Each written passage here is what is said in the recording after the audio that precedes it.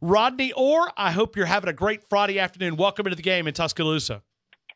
How are you, Ryan? Hey, we're just talking a little Alabama football on a Friday afternoon. Nothing that really that big. Just having a little fun here in T-Town.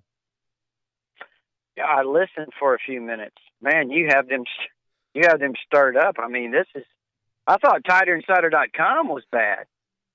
My goodness, man, you got them going at each other's throats, don't you? Well, I mean, somehow, I don't know how we did this. We got Charles Davis on, which I'm sure you remember him, Tennessee defensive back. He's now the NFL lead analyst and a draft expert. And we were talking, he brought it up, and he made a comment. He said, I'm not Nick Saban, but I'll give you my opinion. And I didn't even ask him about Jalen and Tua. He brought it up, and he said, I just don't know how you can go back when you give the reins to another quarterback. He said, I kind of see it as Jalen gave that position up. He goes, I just see it's going to be a hard time for Jalen to go back and earn that job. He said he took the reins in that half, and we've got the audio, but anyway, it's pretty much paraphrasing what he said. He said, Jalen gave it up, Tua took it, and ran with it. And he goes, that'd be very difficult for him to give it back. Yeah, well, Jalen Hurts, Mac Jones certainly getting a lot of opportunities right now with Tua somewhat limited, I guess, still with that break in his hand. So those guys are getting a lot of opportunities. Both guys have shown some pretty good things. And, Mac Jones is a guy that nobody's really seen. Obviously, he redshirted last year as a true freshman, but the buzz is he's been pretty impressive, Ryan. He's a guy that probably fits that Dan Enos style of quarterback, and he's looked really good. He's gotten bigger, gotten stronger, throwing the ball really well. So, they're fortunate to have three good ones, is the way I'd look at it. But I think we look at the conversation. When you talked about Dan Enos, to me, that's one of the things that when I go to practice, just watching his individual work with the quarterbacks really grabs your attention. It does. Actually, I think he's a little more vocal, seems to me, than his predecessors.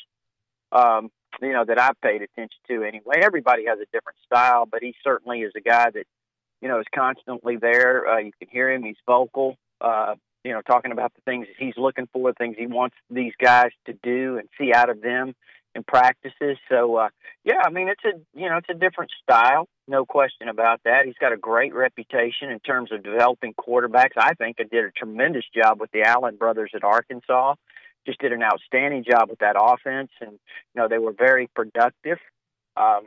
So I think Dan Enos is great. Mike Loxley's obviously the offensive coordinator. He's had tremendous success as well. So I think they've got the players, they've got the coaching, they've got all the tools, Ryan, for this to be one incredible offense. And I say incredible, I'm talking about an offense that can really be very productive. Maybe even an offense that could put up some numbers that are, maybe historical for Alabama. I think it's got that kind of potential. Rodney, let me ask you, as far as receiver, who do you think we're talking about in November and December as the leading receiver on this team? As you're trying, just looking ahead, not going to hold your feet to the fire, just a projection. Who do you think will be the leading receiver that takes that Calvin Ridley role in 2018? Well, again, first of all, obviously, they are all three of those young freshmen that played last year, Ruggs, Judy, and Smith, just tremendous players. I kind of thought Judy was the guy. Obviously, Ruggs was extremely productive. But I thought Judy's the kind of guy that maybe can be in on that level. Ruggs is, like I said, a fantastic player. Devontae Smith.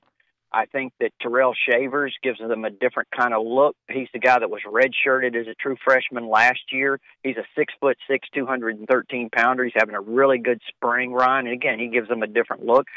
But, it could be that the most talented guy, the most talented, purely talented receiver is not here yet.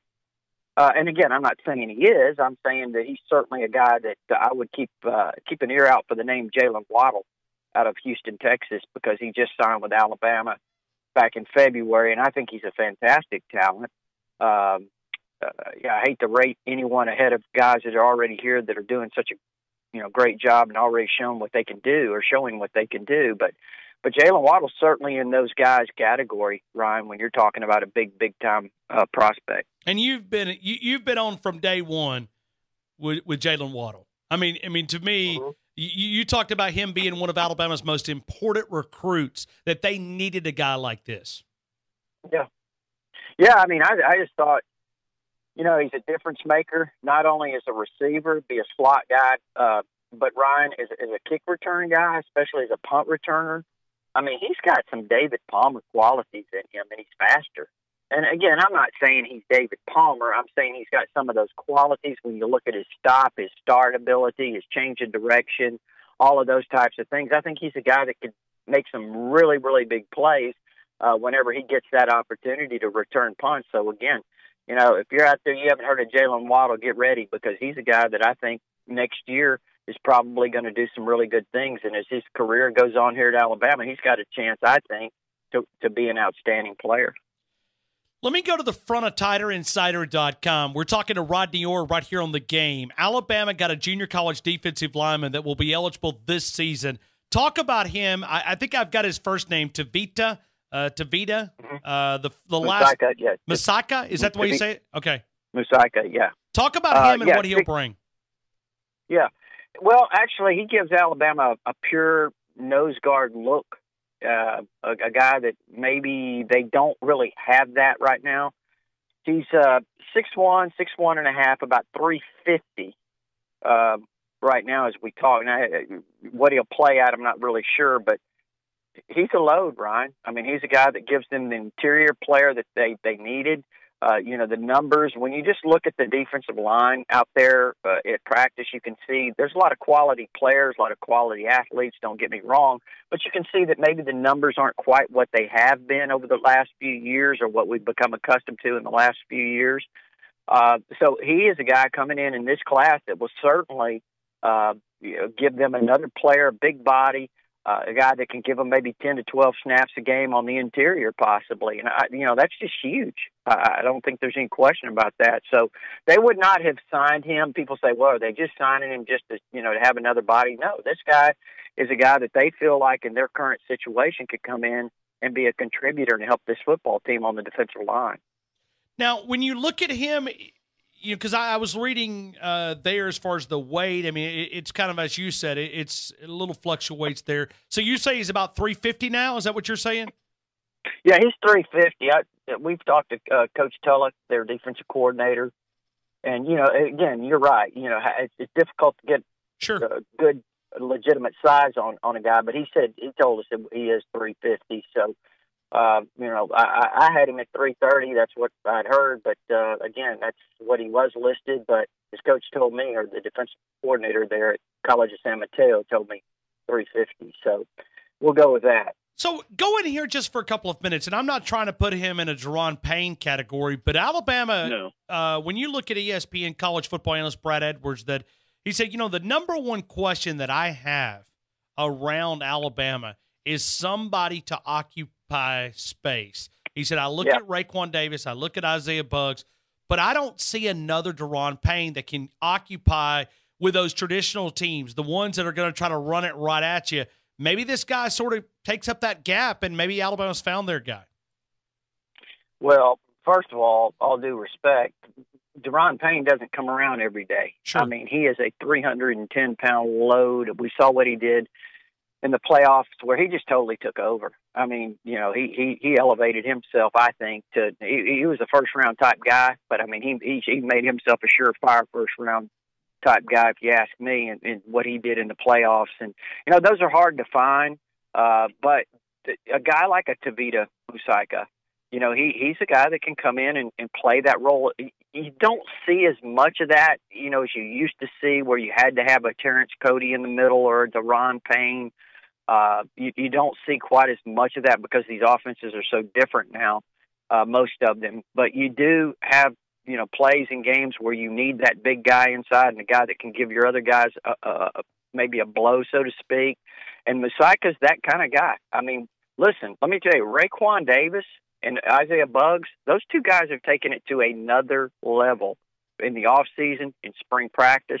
I think, look, Buggs was very highly recruited. He was the elite defensive lineman in the country in JUCO.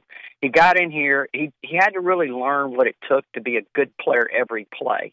And, that happens sometimes when you make that transition from one level to the next. And I think he's got that. I think the light bulb has gone off for him. Raekwon Davis, I mean, he's just a freak athlete for a 6'6", 310-pound guy, and the way he can, move and as athletic as he is, it's just amazing. Those two guys, you may not have Daron Payne, but you have two guys that you can really build that defensive front around, in my opinion. If they stay healthy and they play and continue to progress like we're seeing them now, this Alabama defensive line, if we can develop some depth there, with guys like Fedarian Mathis, Quentin Williams is another name, Ryan, that's really flashing right now this spring.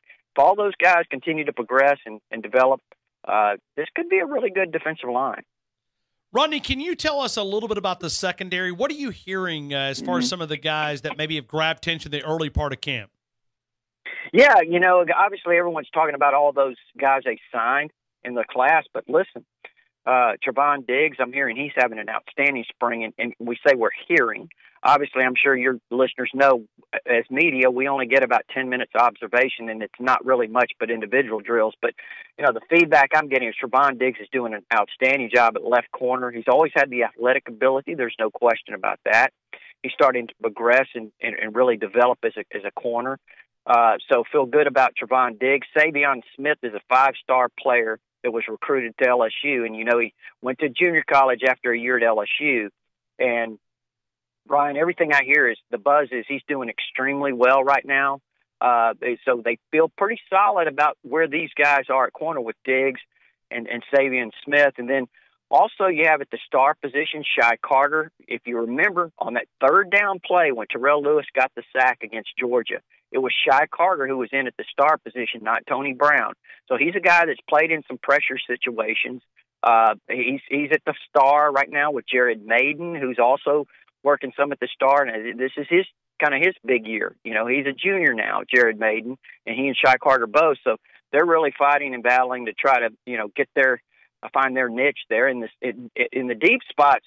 When Hootie went down, Hootie Jones last year, there's a little bit of concern, but Deontay Thompson got some really valuable time. I think he actually started both of those games, Georgia and Clemson, and, played really, really well.